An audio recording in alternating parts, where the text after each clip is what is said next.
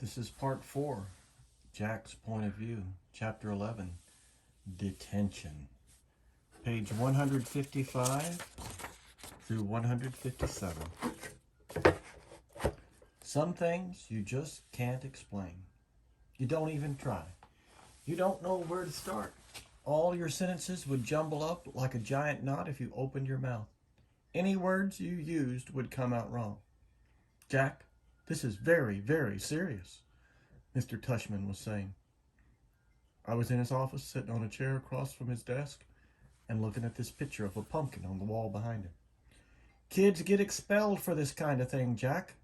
I know you're a good kid, and I don't want that to happen, but you have to explain yourself. This is so not like you, Jack, said Mom. She had come from work as soon as they had called her. I could tell she was going back and forth between being really mad and really surprised. I thought you and Julian were friends, said Mr. Tushman. We're not friends, I said. My arms were crossed in front of me. But to punch someone in the mouth, Jack, said Mom, raising her voice. I mean, what were you thinking? She looked at Mr. Tushman. Honestly, he's never hit anyone before. He's just not like that. Jack's mouth was bleeding, Jack. Julian's mouth was bleeding, Jack, said Mr. Tushman. You knocked out a tooth. Did you know that? It was just a baby tooth, I said. Jack, said Mom, shaking her head. That's what Nurse Molly said. You're missing the point, Mom yelled.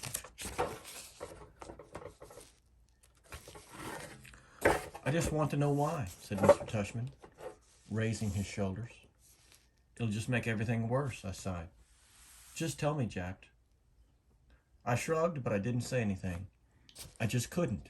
If I told him that Julian had called August a freak, then he'd go talk to Julian about it.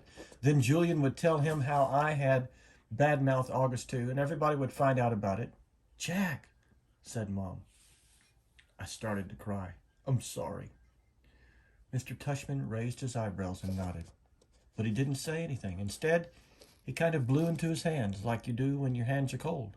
Jack, he said, I don't really know what to say here. I mean, you punched a kid. We have rules about that kind of thing, you know. Automatic expulsion. And you're not even trying to explain yourself. I was crying a lot by now, and the second Mom put her arms around me, I started to bawl. Let's, said Mr. Tushman, taking his glasses off to clean them.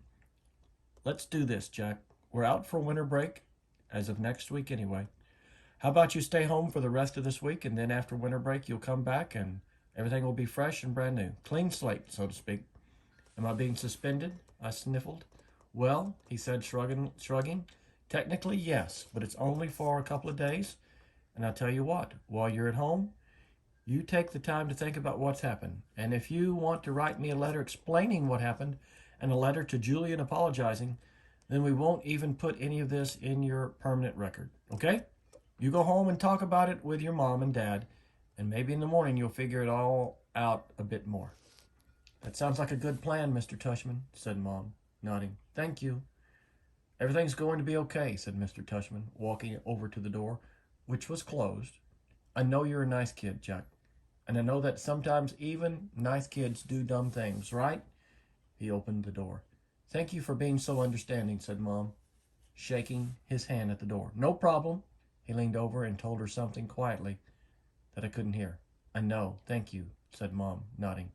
So, kiddo, he said to me, putting his hands on my shoulders, think about what you've done, okay? And have a great holiday. Happy Hanukkah, Merry Christmas, Happy Kwanzaa. I wiped my nose with my sleeve and started walking out the door. Say thank you to Mr. Tushman, said Mom, tapping my shoulder.